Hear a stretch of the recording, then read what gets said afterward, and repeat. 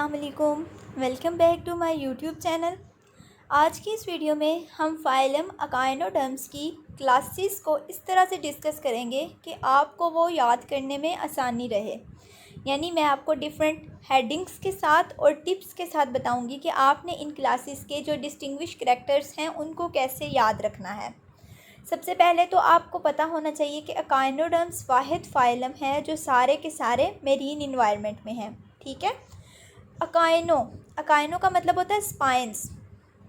Derma का word हम use करते हैं स्किन के लिए, यानी ये ऐसे एनिमल्स हैं जिनकी स्किन पे क्या होता है, स्पाइंस होते हैं।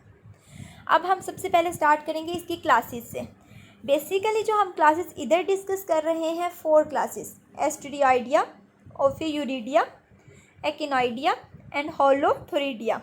ठीक है। इसके अलावा इसकी एक और क्लास भी है सीरेनॉइडिया, जिसके बिल्कुल अभी 2 मेंबर्स जो हैं वो एग्जिस्ट करते हैं। सी लिलीज हैं और फीदर स्टार्स हैं, उनको हम सेपरेटली देखेंगे। अच्छा, अब एस्टेरॉइडिया इसमें कौन से मेंबर्स आते हैं? सबसे पहले हम इनके मेंबर्स याद रखेंगे। पहली हमारी हेडिंग क्या है? मेंबर्स। ठीक है। क्लास एस्टेरॉइडिया में कौन से मेंबर्स आते हैं? इसमें आते हैं जी सी स्टार्स। ओफियूरिडिया में कौन से आते हैं? Brittle and basket stars. एक्टिनॉइडिया में कौन से आते हैं? Sea urchins and sand dollars. होलोथोरिडिया में कौन से आते हैं? सी कोकम्बर्स। ठीक है। सबसे पहले कौन से एस्टेरॉइडिया में कौन से आए? सी स्टार्स। सेकेंड वन हमारे पास कौन सा था? ओफियूरिडिया, उसमें brittle and basket stars. Third one कौन सा था? एक्टिनॉइडिया, उसमें कौन से आए? सी अर्चन एंड सैंड डॉलर्स। फिर था होलोथोरिडिया, उसमें कौन से आए मेंबर्स? सी कोकम्बर्स। ये हमें एक बात याद हो गई कि इन क्लासेस में इन मेंबर्स के जो कॉमन नेम्स हैं वो क्या हैं। अब सेकंड हमने बात करनी है इनकी टोटल स्पीशीज़ कितनी है। एस्टेरॉइडिया 1500, ओफियूरिडिया 500 ज़्यादा कर लें 2000। ठीक है।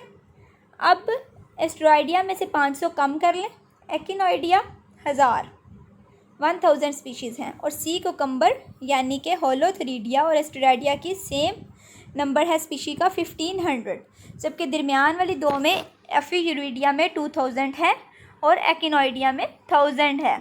ठीक है। अब आपको 2 चीज़ें याद हो गई, एक तो इनके मेंबर्स कौन कौन से हैं, कॉमन नेम्स, और दूसरा इनके जो गैले स्पीशीज़ जो हैं इनकी वो कितनी है। थर्ड वन हम इसमें देखेंगे हैबिटेट। जो एस्टेरॉइडिया है ना, ये हार्ड सबस्ट्रेट्स पे रहते हैं। ठीक है। यानी रॉक्स वगैरह में हार्ड वही हुई ना। ओफियूरिडिया भी ना हार्ड सबस्ट्रेट पे रहते हैं, लेकिन ये उसके अंदर छुप जाते हैं, जैसे रॉक्स के अंदर छुप गए। ठीक है। उसके बाद सी अर्चन और सैंड डॉलर्स की बात करें तो इसमें जो सी अर्चन है वो हार्ड सबस्ट्रेट पे रहते हैं, सॉफ्ट सबस्ट्रेट पे, और जो सैंड डॉलर्स हैं ना वो बेसिकली रहेंगे हार्ड सबस्ट्रेट पे। ठीक है। इसके बाद नेक्स्ट हमारे पास है होलोथोरिडिया। उसका हैबिटेट कैसा होता है? Hard substrate. अब सॉफ्ट सिर्फ किसका था? एक्टिनॉइडिया के कुछ मेंबर्स जो हैं वो सॉफ्ट सबस्ट्रेट पे रहते हैं। नेक्स्ट हमने बात करनी है स्ट्रक्चर पे। अभी तक हमने 3 चीज़ों पे बात की, मेंबर्स कौन से हैं, ठीक है, उसके बाद टोटल स्पीशीज़ कितनी है, और थर्ड वन क्या है, हैबिटेट कौन सा है। अब हम बात करेंगे स्ट्रक्चर कैसा होता है इन सब का। एस्टेरॉइड की बात करें तो सेंट्रल डिस्क है और उसके साथ 5 आर्म्स हैं। ठीक है। इस तरह का स्ट्रक्चर है और 5 आर्म्स हैं उसके साथ। ठीक है। और माउथ जो है वो ऑरली प्रेजेंट है, ऑरल साइड पे माउथ प्रेजेंट है। उसके बाद अगर हम देखें ओफियूरिडिया के स्ट्रक्चर की बात करें तो इसमें लॉन्ग आर्म्स हैं और वो इस तरह हैं कि सेंट्रल डिस्क से ना बिल्कुल शार्पली सेट ऑफ हैं। यानी ये सेंट्रल डिस्क है ना तो ऐसे सेपरेट हैं, बिल्कुल उससे ऐसे निकली हुई हैं। ठीक है। अच्छा जी, उसके बाद अगर हम बात करें एक्टिनॉइडिया की, एक्टिनॉइडिया जो है ना इनमें बेसिकली कह लें कि ये राउंड होते हैं, इस तरह का स्ट्रक्चर है, ऑरल एंड इनका नीचे की तरफ है। ठीक है। और ये कवर होते हैं एक शेल से जिसको हम क्या कहते हैं, टेस्ट। उसके बाद हम बात करते हैं होलोथोरिडिया की, तो उसमें आर्म्स नहीं होती बल्कि सेकेंडरी बाईलेटरल सिमेट्री होती है, यानी ये एक साइड पे ना सबस्ट्रेट पे ही पड़े रहते हैं। अच्छा, उसके बाद हम बात करेंगे डर्मल ब्रांकाई की। Dermal bronchi basically specific structures हैं जो कि ओसिकल्स के दरमियान में प्रेजेंट होते हैं और हेल्प करते हैं गैस एक्सचेंज में। अच्छा, ओफियूरिडिया की बात करें तो इनमें डर्मल ब्रांकाई नहीं होते। एक्टिनाइडी की अगर हम बात करें तो इनमें भी डर्मल ब्रांकाई नहीं होते। उसके बाद अगर हम बात करें इसकी होलोथ्रीडिया की, तो इसमें भी जो डर्मल ब्रांकाई हैं वो प्रेजेंट नहीं होते। सो डर्मल ब्रांकाई किस में है? सिर्फ एस्टेरॉयडी में। उसके बाद हमारे पास एक और स्ट्रक्चर है पेडिसिलैरी। पेडिसिलैरी क्या करते हैं? बॉडी डेब्रिस को क्लीन करते हैं, ठीक है, और ये स्केलेटन के साथ अटैच भी हो सकते हैं, फ्यूज़ हो सकते हैं, या फिर मूवेबल स्पाइंस पे प्रेजेंट हो सकते हैं। ऐसा होता है ना, स्केलेटन के ऊपर स्पाइंस हों, उन पे प्रेजेंट हो पेडिसिलैरी, और या फिर ये बिल्कुल फ्यूज़ हों सबस्ट्रेट के साथ। पेडिसिलैरी का बेसिक काम है क्या कि बॉडी डेब्रिस को क्लीन करते हैं। अब ओफियूरिडिया में कोई पेडिसिलैरी नहीं है। एक्टिनॉइडिया में पेडिसिलैरी तो प्रेजेंट हैं, ठीक है, लेकिन इसमें 2 या 3 जॉज भी होते हैं। और जो होलोथ्रीडिया है उसमें भी कोई पेडिसिलैरी प्रेजेंट नहीं है। अब डर्मल ब्रांकाई किस में थे? सिर्फ सी स्टार्स में। और पेडिसिलैरी किस में है? सिर्फ एस्टेरॉयडी में प्रेजेंट है पेडिसिलैरी। और उसके बाद सेकंड कौन सा है? एक्टिनाइडी में प्रेजेंट है पेडिसिलैरी। उसके बाद हमारे पास एक और स्ट्रक्चर है अम्बुलैक्रल ग्रूव। अम्बुलैक्रल ग्रूव बेसिकली क्या है कि ओसिकल्स होते हैं आर्म्स में। इसमें क्या क्या हो सकता है? रेडियल कैनाल हो सकती हैं, ट्यूब फीट की रोज हो सकती हैं, ठीक है। अब अम्बुलैक्रल ग्रूव जो है ना, ये ओफियूरिडिया में भी प्रेजेंट हैं। सेकंड 1 क्लास में भी अम्बुलैक्रल ग्रूव प्रेजेंट हैं। जो थर्ड क्लास है ना, एक्टिनॉइडिया, एक्टिनॉइडिया में क्या है कि अम्बुलैक्रल ग्रूव्स की बजाय क्या प्रेजेंट है? अम्बुलैक्रल प्लेट्स और इंटर अम्बुलैक्रल प्लेट्स। 5 रोज हैं दोनों की, ठीक है। अम्बुलैक्रल प्लेट्स जो है ना, उसमें ट्यूब फीट के लिए ओपनिंग होती हैं, जबकि इंटर अम्बुलैक्रल प्लेट्स में क्या होता है? ट्यूबरकल्स होते हैं स्पाइंस की आर्टिकुलेशन के लिए, ठीक है, स्पाइंस आर्टिकुलेट कर सकें इजीली। ये था हमारे पास, ठीक है, अम्बुलैक्रल ग्रूव्स। और अगर हम इसकी बात करें होलोथ्रीडिया की, तो इसमें बेसिकली ओसिकल्स तो प्रेजेंट हैं, ठीक है। अब वो 2 तरह के हो सकते हैं, माइक्रोस्कोपिक हैं या फिर लार्ज ओसिकल्स हैं। माइक्रोस्कोपिक का रोल तो हमें नहीं पता, लेकिन जो लार्ज ओसिकल्स हैं ना, उनमें कैल्शियम की रिंग्स प्रेजेंट होती हैं, ठीक हो गया, जो डाइजेस्टिव सिस्टम को एनसर्कल करती हैं। अभी तक हमने जो पढ़ा उसको हम रिपीट कर लेते हैं। सबसे पहले हमने देखा कि स्पीशीज़ मेंबर्स कौन कौन से हैं, टोटल नंबर क्या है स्पीशीज़ का, हैबिटेट कितना है, कैसा है, ठीक है, स्ट्रक्चर इनका कैसा है।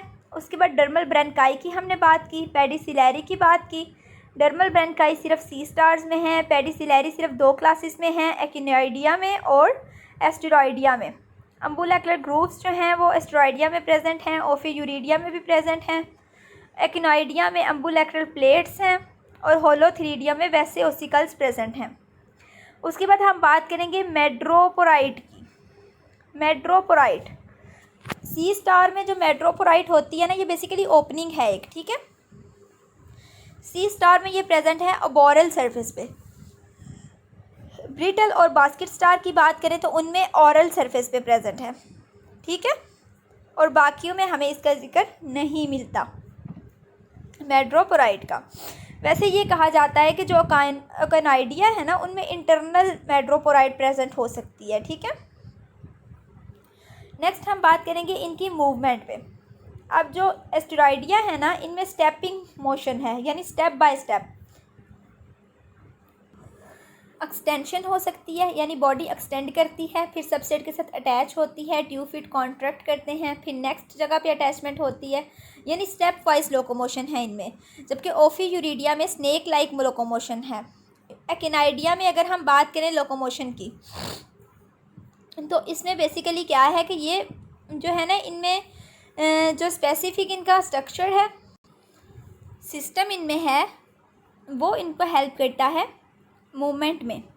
होलोथ्रीडिया की बात करें तो उनमें जो लोकोमोशन है वो बॉडी वॉल की कंट्रक्शन से होती है। नेक्स्ट हम बात करेंगे डाइजेस्टिव सिस्टम की। डाइजेस्टिव सिस्टम इनमें जो माउथ है ना एस्टेरॉयडिया में, वो जाता है ईसोफेगस तक, आगे स्टमक है, स्टमक दो तरह का होता है, कार्डियक एंड पाइलोरिक स्टमक, जिसमें कार्डियक स्टमक जो है ना उसको ये बाहर की तरफ मतलब परफ्यूट कर सकते हैं। पाइलोरिक स्टमक के साथ आगे एक डक्ट सिस्टम होता है जो पाइलोरिक सीका के साथ कनेक्ट होता है और सीका जाते हैं नेक्स्ट एनस की तरफ। अगर हम बात करें ओफियूरेडिया में डाइजेस्टिव सिस्टम की, तो माउथ जो है ना वो सेंट्रल डिस्क के सेंटर में होता है और वहाँ पे ट्राइएंगुलर जाज प्रेजेंट होते हैं, 5 ट्राइएंगुलर जाज जो हेल्प करते हैं, ठीक है। उसके बाद एक्नाइडिया की बात करें तो इनमें एक स्पेसिफिक स्ट्रक्चर है डाइजेशन जो डाइजेस्टिव सिस्टम में इन्वॉल्व हो सकता है, ठीक है। उसे हम कहते हैं अरिस्टोटल लैंट्रन। अरिस्टोटल लैंट्रन में ना 35 सेट्स होते हैं ओसिकल्स के जो हेल्प करते हैं इसमें टेयरिंग में, क्रशिंग में, ठीक है, डाइजेशन वगैरह में। नेक्स्ट हम बात करेंगे होलोथ्रीडिया के डाइजेस्टिव सिस्टम की। इसमें क्या होता है, डाइजेस्टिव सिस्टम इनका बेसिकली बाकी सब की तरह का ही है और इसमें ना पॉइंट ऑफ अटैचमेंट होती है डाइजेस्टिव सिस्टम में बॉडी मसल्स के लिए। अच्छा, मेट्रोपोराइट की हमने बात की थी ना, एक्नाइडिया में नहीं बल्कि होलोथ्रीडिया में इंटरनल मेट्रोपोराइट हमारे पास प्रेजेंट है, ठीक है। होलोथ्रीडिया में इंटरनल मेट्रोपोराइट प्रेजेंट है, इसको आप करेक्ट कर लें। लास्ट पे हम बात करेंगे लोकोमोशन की, रिप्रोडक्शन की। एस्टेरॉइडिया में जो लार्वा बनता है ना उसको हम कहते हैं बाइपिनेरिया। ओफियूरिडिया का जो लार्वा होता है ओफिप्लूटियस। एक्नाइडिया का जो लार्वा है प्लूटियस। होलोथ्रीडिया का जो लार्वा है एरिकुलेरिया। ये तो था सिर्फ एक जनरल सा ओवरव्यू। इस जो फाइलम है इसकी डिटेल्ड लेक्चर भी अवेलेबल है, आप वो भी देख सकते हैं।